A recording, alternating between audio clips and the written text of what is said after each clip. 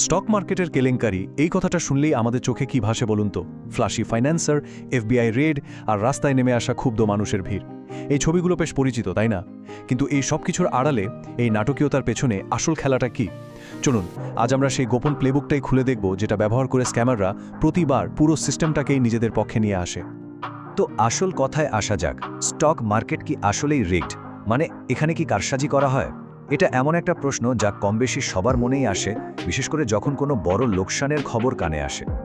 আমরা কিন্তু এখানে শুধু কয়েকটা বিচ্ছিন্ন গল্প বলতে আসিনি, বরং আমরা সেই নির্দিষ্ট প্যাটার্নটাকেই ভেঙে দেখাবো, মানে সেই প্লেবুকটা যা প্রায় সব ধরনের মার্কেট ম্যানিপুলেশনের পেছনে কাজ করে।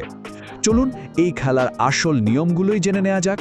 আচ্ছা, তাহলে চলুন গভীরে যাওয়া যাক। প্রায় সব মার্কেট স্ক্যামের পেছনেই একটা কমন 3টি ধাপের প্যাটার্ন থাকে। একবার যদি এই প্যাটার্নটা ধরে ফেলা যায়, তাহলে দেখবেন অনেক কিছুই পরিষ্কার হয়ে গেছে। দেখুন, সবকিছু শুরু হয় একটা হাইপ বা উত্তেজনা তৈরি করার মাধ্যমে।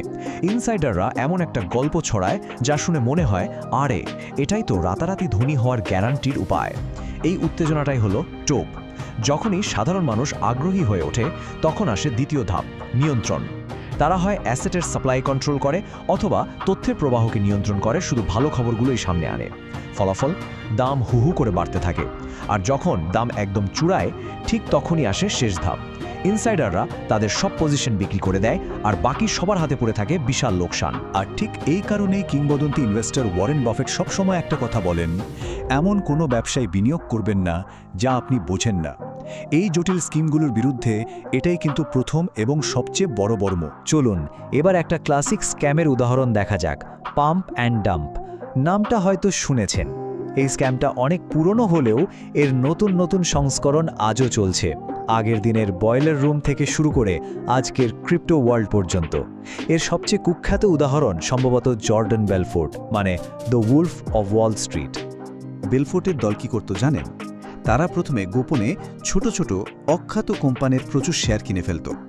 এরপর তাদের ব্রোকাররা সাধারণ বিনিয়োগকারীদের ফোন করে ওই স্টকগুলো নিয়ে এমনভাবে গল্প শোনাতো যেন সেগুলোর দাম কালকেই আকাশ ছুঁয়ে ফেলবে। এই মিথ্যা হাইপের কারণে যখন সবাই হুমড়ি খেয়ে শেয়ার কেনা শুরু করত, দামটা কৃত্রিমভাবে বেড়ে যেত। আর ঠিক সেই মুহূর্তে যখন দাম তুঙ্গে, বেলফোর্টের দল তাদের সব শেয়ার বিক্রি করে বিশাল লাভ নিয়ে সটকে পড়ত। সবচেয়ে মজার ব্যাপার কি জানেন? ভাবলে অবাক হতে হয়, প্লেবুকটা কিন্তু একটুও বদলায়নি। 90-এর দশকে যেটা ছিল পেনি স্টক আর বয়লার রুমের ফোন কল, এখন সেটাই হয়ে গেছে মিম কয়েন আর ডিসকর্ড বা টেলিগ্রাম গ্রুপ। শুধু সরঞ্জামগুলো বদলে গেছে, কিন্তু ভেতরের কৌশলটা একদম একই রয়ে গেছে। আচ্ছা, পাম্প অ্যান্ড ডাম্প তো গেল। এবার আরেকটা ধূর্ত খেলার কথা বলি, যেখানে আসল অস্ত্র হলো গোপন তথ্য। এটাকে বলা হয় ইনসাইডার ট্রেডিং। 1980-র দশকে ইভান বোয়েস্কিকে নিয়ে ওয়াল স্ট্রিটের এক বিশাল কেলেঙ্কারি ছিল এই ধরনের প্রতারণার সবচেয়ে বড় উদাহরণ। ঘটনাটা কি ঘটেছিল? ইনভেস্টমেন্ট ব্যাংকার মার্টিন সিগেল গোপনে বোয়েস্কিকে জানিয়ে দিতেন কোন কোম্পানির সাথে কোন কোম্পানির মার্জার হতে চলেছে।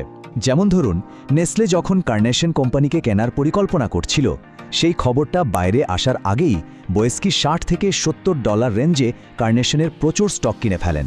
তারপর যেই মুহূর্তে খবরটা পাবলিক হলো, স্টকের দাম লাফিয়ে $80 উপরে চলে গেল, আর বোয়েস্কির অ্যাকাউন্টে জমা হলো প্রায় $28 মিলিয়ন মুনাফা। সহজ কথায় বলতে গেলে এটা অনেকটা পরীক্ষার আগের রাতেই প্রশ্নপত্র হাতে পেয়ে যাওয়ার মতো। যখন বাকিরা সবাই প্রস্তুতি নিচ্ছে, তখন একজন সব উত্তর জেনে বসে আছে। খেলাটা তো সেখানেই শেষ। আর এই কারণেই ইনসাইডার ট্রেডিংকে একটা অবৈধ এবং অন্যায্য কাজ হিসেবে দেখা হয়। এখন মনে হতে পারে এটা তো অনেক পুরনো ঘটনা, কিন্তু এই একই বিতর্ক আজও প্রাসঙ্গিক, বিশেষ করে যখন আইন প্রণেতাদের স্টক ট্রেডিং নিয়ে প্রশ্ন ওঠে। অনেকেরই ধারণা নতুন কোনো আইন বা নীতি পরিবর্তনের খবর তাদের কাছে আগে থেকেই থাকে। যেমন সরকার যদি ক্লিন এনার্জি খাতে ভর্তুকি দেওয়ার সিদ্ধান্ত নেয়, সেই খবরটা আগে জানতে পারলে সংশ্লিষ্ট কোম্পানির শেয়ার কিনে লাভ করা খুবই সহজ। যদিও তাদের ট্রেডগুলো প্রকাশ করার নিয়ম আছে, কিন্তু সেটা প্রায় অনেক দেরিতে করা হয়। আর এর ফলাফল কি? পেলোসি ট্র্যাকারের মতো ট্রেন্ড তৈরি হয়েছে, যেখানে সাধারণ মানুষ প্রভাবশালী আইন প্রণেতাদের বিনিয়োগ অনুসরণ করার চেষ্টা করে। এতক্ষণ তো আমরা ব্যক্তি বা গোষ্ঠীর স্ক্যাম নিয়ে কথা বললাম, কিন্তু কি হয় যখন কোনো একজন ব্যক্তি নয়, বরং পুরো সিস্টেমটাই একটা ঝুঁকিপূর্ণ খেলায় পরিণত হয়? 2008 সালের আর্থিক সংকট ছিল ঠিক তেমনই একটা ঘটনা। এই সংকটের মূলে ছিল একটা খুবই জটিল জিনিস, যার নাম সিডিও বা কোল্যাটারালাইজড ডেট অব্লিগেশন। ব্যাপারটা কি? সহজভাবে বললে এটাকে একটা মেল সেটের মতো ভাবতে পারেন, যেখানে হাজার হাজার লোন, যেমন বাড়ির মর্টগেজ, সব একসাথে মিশিয়ে একটা প্যাকেজ তৈরি করা হয়।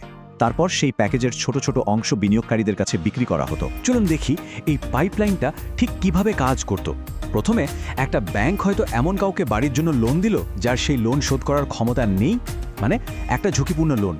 এরপর ব্যাংকটা সেই ঝুঁকি নিজের কাঁধ থেকে নামাতে লোনটা ওয়াল স্ট্রিটের কোনো বড় ফার্মের কাছে বিক্রি করে দিল। সেই ফার্ম তখন এরকম হাজার হাজার ঝুঁকিপূর্ণ লোন একসাথে করে একটা সিডিও বানাতো। আর সবচেয়ে অবাক করা ব্যাপার হলো, রেটিং এজেন্সিগুলো সেই ভয়ঙ্কর ঝুঁকিপূর্ণ সিডিওকে AAA বা সবচেয়ে নিরাপদ রেটিংয়ে তকমা লাগিয়ে দিত। আর ফলাফল, সারা বিশ্বের বিনিয়োগকারীরা সেই নকল নিরাপদ রেটিং দেখে নিশ্চিন্তে বিলিয়ন বিলিয়ন ডলার বিনিয়োগ করত। কিন্তু গল্পটা এখানেই শেষ না। এর ওপর ওয়াল স্ট্রিট আরও একটা বাজি খেলার সুযোগ তৈরি করে, যার নাম ছিল ক্রেডিট ডিফল্ট সোয়াপ বা CDS। কাগজে কলমে এটা ছিল লোনের ওপর করা একটা ইন্স্যুরেন্স পলিসির মতো। মানে লোনটা যদি খেলাপি হয় তাহলে ইন্স্যুরেন্স কোম্পানি টাকা দেবে। কিন্তু একটা অদ্ভুত প্রশ্ন করা যাক। আচ্ছা ভাবুন তো, যদি এমন কোনো বাড়ির ওপর ইন্স্যুরেন্স কেনার সুযোগ থাকতো যেটার মালিক আপনি নন, তাহলে ব্যাপারটা কি দাঁড়ায়? একদম, তখন ওটার ইন্স্যুরেন্স থাকে না, ওটা হয়ে যায় সরাসরি একটা বাজি। CDS এর মাধ্যমে মানুষ এমন সব লোনের ব্যর্থতার ওপর বাজি ধরছিল যেগুলোর সাথে তাদের কোনো সম্পর্কই নেই। এর ফলে পুরো হাউজিং মার্কেটটাই একটা বিশাল ক্যাসিনোতে পরিণত হয়েছিল।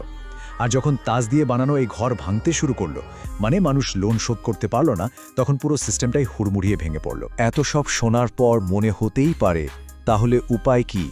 এই কারসাজির খেলা থেকে বাঁচার কোনো পথ আছে কি? চলুন শেষ অংশে আমরা কিছু রেড ফ্ল্যাগ বা সতর্ক সংকেত নিয়ে আলোচনা করি। এখানে কয়েকটা আত্মরক্ষার কৌশল বলা যেতে পারে। প্রথমত, নিজের সব সঞ্চয় একটা হট স্টকে না রেখে বিভিন্ন জায়গায় ভাগ করে রাখা উচিত। দ্বিতীয়ত, কোনো কিছুর দাম হঠাৎ করে আকাশ ছোঁয়া হলে প্রশ্ন করতে হবে কেন। যদি এর কোনো যৌক্তিক কারণ খুঁজে না পাওয়া যায়, তবে এটা একটা বড় রেড ফ্ল্যাগ।